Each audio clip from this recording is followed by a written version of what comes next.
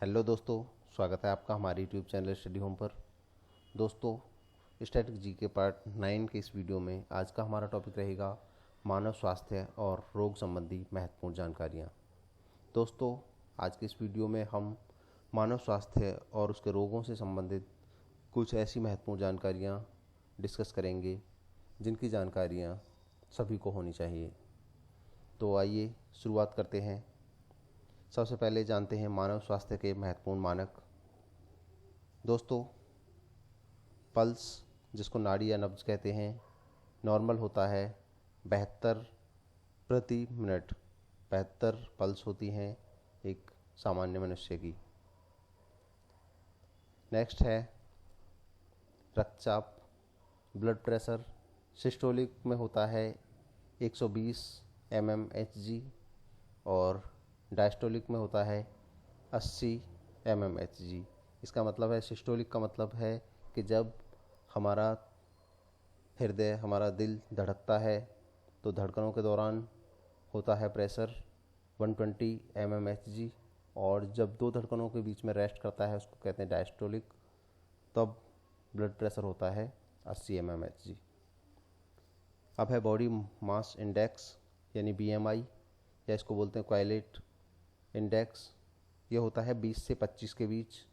अगर हमारा इंडेक्स 20 से कम है तो इसका मतलब कम वज़न है, और 25 से अधिक है तो इसका मतलब अधिक वज़न है, ओवरवेट है। शरीर का तापमान अगर हम डिग्री सेल्सियस में नापें तो 37 डिग्री होना चाहिए, और अगर फ़ारेनहाइट में नापें तो 98.6 होना चाहिए। अब आता है मानव रक्त का पीएच स्तर। पीएच मान कितना होता है? पीएच मान होता है 7.35 से लेकर 7.45 तक। और दृष्टि, एक सामान्य विजन, एक नॉर्मल दृष्टि होती है 6/6 की।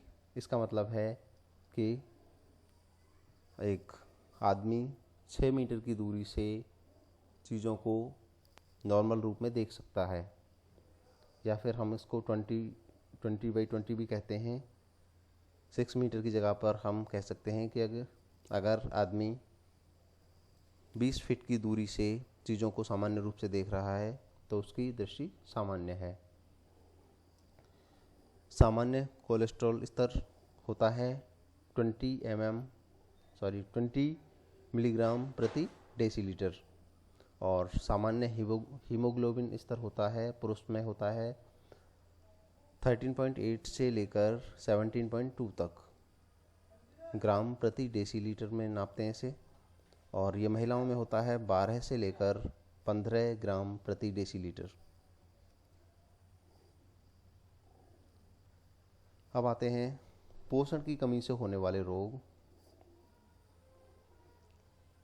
पहले रोग का नाम दिया हुआ है, फिर ये किसकी कमी से होता है वो दिया हुआ है। रतौंधी यानी रात का अंधापन, यानी कि जिन्हें रात में कम दिखाई देता है, वो होता है विटामिन ए की कमी से। बेरी बेरी होता है विटामिन बी की कमी से। स्कर्वी होता है विटामिन सी की कमी से। स्कर्वी में मसूड़ों में सूजन, दांतों का गिरना, मसूड़ों से रक्त आना आदि होता है स्कर्वी में। रिकेटस, सूखा रोग, ये होता है विटामिन डी की कमी से। बांझपन, ये विटामिन ई के वजह से होता है, ई की कमी से। खून के थक्का बनने में रुकावट होती है विटामिन के की वजह से। अगर विटामिन के की कमी है तो हमारे खून का थक्का आसानी से नहीं बन पाता है और खून बहता रहता है। एनीमिया, इसको एनीमिया होता है आयरन की कमी से। और ऑस्टियोपोरोसिस, ये होता है कैल्शियम की कमी से। घेंगा रोग होता है आयोडीन की कमी से। क्वाशरकोर होता है प्रोटीन की कमी से। और शुष्का छिपाक, ये होता है विटामिन ए की कमी से। हाइपोकैलेमिया, पोटेशियम की कमी से। और हाइपोनेट्रेमिया होता है सोडियम की कमी से। और आगे है हाइपोमैग्नीशियमिया, ये होता है मैग्नीशियम की कमी से। पेलेग्रा, नियासिन की कमी से होता है। दोस्तों, अब जानते हैं विटामिन के सामान्य और वैज्ञानिक नाम। रेटिनॉल वैज्ञानिक नाम है और सामान्य रूप में हम इसे विटामिन ए के नाम से जानते हैं। थायमिन विटामिन B1 का नाम है। विटामिन बी को हम राइबोफ्लेविन कहते हैं। और विटामिन B5 का वैज्ञानिक नाम है पेंटोथेनिक एसिड।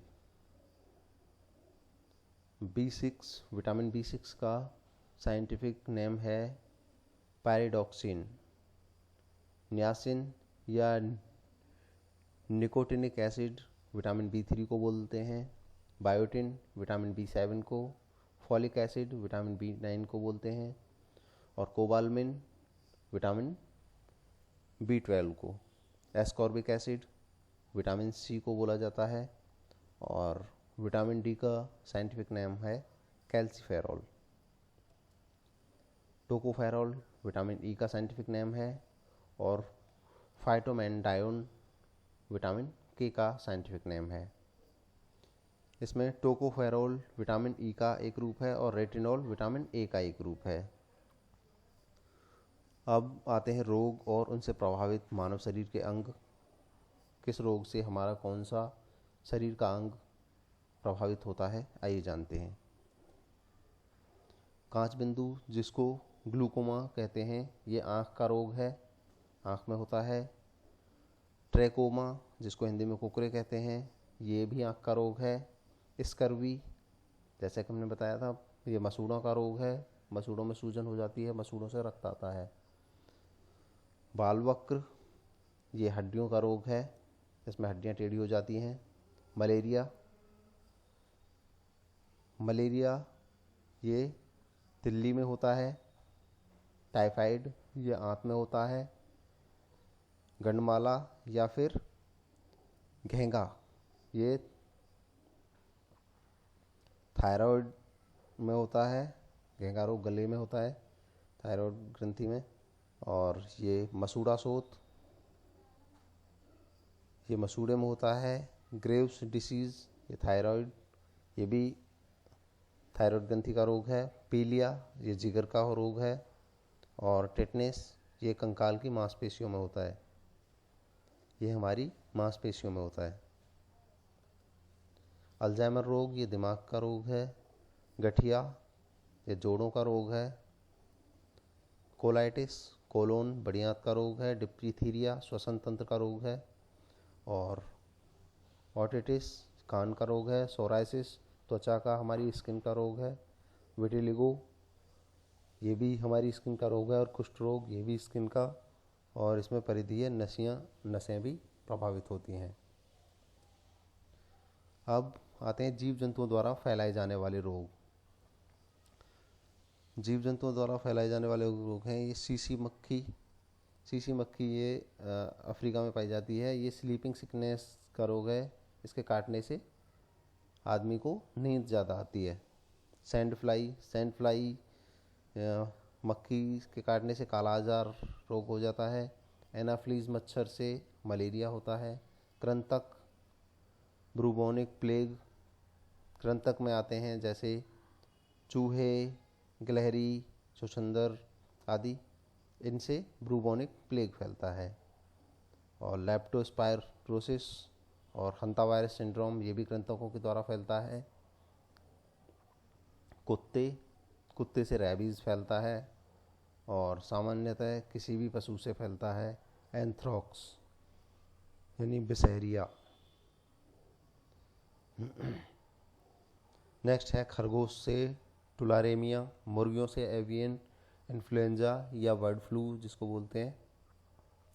सूअर से फैलता है जापानी इंसेफ्लाइटिस, ये क्यूलेक्स मच्छरों के माध्यम से फैलता है।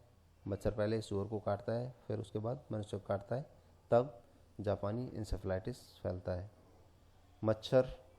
मच्छर से dengue, West Nile fever, yellow fever. Ticks से क्रीमियन कांगो, रक्तस्रावी बुखार, लाइम। और फल चमगादड़ से फैलता है निपा वायरस का संक्रमण। अब आते हैं चिकित्सा विशेषज्ञ और उनकी विशेषता। कौन सा चिकित्सा विशेषज्ञ किस रोग से संबंधित है। न्यूरोलॉजिस्ट, ये तंत्रिका तंत्र से संबंधित होते हैं। नेफ्रोलॉजिस्ट गुर्दा से संबंधित होते हैं। एंडोक्रिनोलॉजिस्ट ये अंतःस्रावी ग्रंथियों से संबंधित होते हैं। गैस्ट्रोएंटेरोलॉजिस्ट ये होते हैं पाचन तंत्र से संबंधित। और हेपाटोलॉजिस्ट जिगर, अग्नाशय और पित्त आदि से संबंधित होते हैं। हेमाटोलॉजिस्ट रक्त से संबंधित होते हैं। र्यूमेटोलॉजिस्ट जोड़, मांसपेशियां और हड्डियों से संबंधित होते हैं। पल्मोनोलॉजिस्ट श्वसन तंत्र से संबंधित होते हैं। ऑफ्थेल्मोलॉजिस्ट आँख से संबंधित होते हैं। और ऑन्कोलॉजिस्ट कर्क रोग से संबंधित होते हैं। कर्क रोग यानी कैंसर से संबंधित ऑन्कोलॉजिस्ट। और डर्मेटोलॉजिस्ट होते हैं स्किन से संबंधित। और जेरोंटोलॉजिस्ट होते हैं वृद्ध व्यक्तियों से संबंधित। पीडियाट्रिशियन ये होते हैं शिशु तथा बच्चे से संबंधित। और पोडियाट्रिस्ट होते हैं पैर से संबंधित। अब दोस्तों आते हैं अति महत्वपूर्ण आमतौर पर प्रयोग की जाने वाली दवाएं। आमतौर पर बुखार के इलाज और एक दर्द निवारक के रूप में इस्तेमाल की जाने वाली दवा है पैरासीटामोल। अस्थमा के इलाज के लिए आमतौर पर इस्तेमाल की जाने वाली दवा है सैल्बुटामोल। आमतौर पर ठंड और एलर्जी के लक्षणों जैसे छींकने, खुजली, आँखों से पानी आने या बहती नाक के इलाज के लिए इस्तेमाल की जाने वाली दवा है सिट्रजिन। और आमतौर पर स्वाइन फ्लू, H1N1 के वायरल संक्रमण के इलाज के लिए इस्तेमाल की जाने वाली दवा है ओसेल्टामिविर यानी टैमीफ्लू। और मलेरिया की रोकथाम और उपचार के लिए आमतौर पर इस्तेमाल की जाने वाली दवा है क्लोरोक्विन। इसके अलावा भी कुछ अन्य दवाएं हैं जो याद रखनी चाहिए। जानवरों को दी जाने वाली एक दर्द निवारक तथा सूजन कम करने वाली दवा है, लेकिन ऐसे जानवरों की डेड बॉडियों को जो गिद्ध खाते हैं उनकी मौत हो जाती है। तो इस दवा का नाम है डाइक्लोफेनक, जिसकी वजह से आजकल हम देखते हैं कि गिद्धों की संख्या बहुत कम हो गई है। इसी दवा की वजह से, इस दर्द निवारक की वजह से ही ये स्थिति उत्पन्न हुई है। एक आम कीटनाशक जो कई पश्चिमी देशों में प्रतिबंधित है लेकिन भारत में इसका इस्तेमाल होता है, वो है एंडोसल्फान। यह हानि रहित कीड़ों को भी नष्ट करता है और इस प्रकार पक्षियों के भोजन और पर्यावरण को सामान्य रूप से प्रभावित करता है, यानी फूड चेन को ये प्रभावित करता है। इसलिए ये कई देशों में प्रतिबंधित है लेकिन भारत में इसका उपयोग होता है।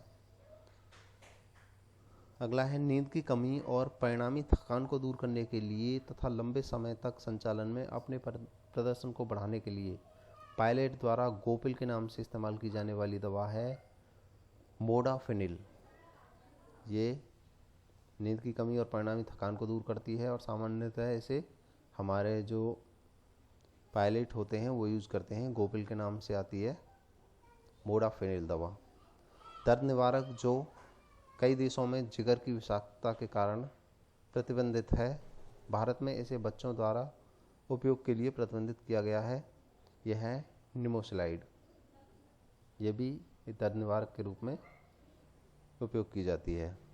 आमतौर पर गायों और भैंसों उनके दूध के उत्पादन को बढ़ाने के लिए दी जाने वाली प्रतिबंधित दवा है ऑक्सीटोसिन। यानी गाय, भैंसों, पशुओं के स्तनों में दूध उतारने के लिए उसको इंजेक्शन लगाया जाता है ऑक्सीटोसिन का। ये भी कई जगह प्रतिबंधित दवा है। आमतौर पर ब्रांड नाम व्याग्रा के तहत बेची जाने वाली दवा है सिल्डेनेफिल सिट्रेट। अब दोस्तों ये जो सूचना हमने दी है ये प्रतियोगी परीक्षाओं को दृष्टि में रखते हुए दी है, ना कि किसी इलाज के लिए दी है। इसलिए इसे किसी प्रकार की चिकित्सा सलाह के रूप में नहीं लिया जाना चाहिए। अब आते हैं दोस्तों नेत्र से संबंधित विकार। हमारी आँख से संबंधित विकार कौन कौन से हैं, आइए जान लेते हैं। निकट दृष्टि, मायोपिया। निकट दृष्टि में क्या होता है, इससे प्रभावित व्यक्ति पास की वस्तुओं को देख सकता है लेकिन दूर की वस्तुओं को देखने में असमर्थ रहता है। यह तब होता है जब नेत्र गोलक आँख की कॉर्निया और लेंस की केंद्र शक्ति के सापेक्ष अधिक लंबा होता है। इस कारण प्रकाश की किरणें रेटिना की सतह पर केंद्रित होने के बजाय रेटिना के सामने एक बिंदु पर केंद्रित होती हैं। इस विकार को अवतल लेंस का उपयोग करके ठीक किया जा सकता है।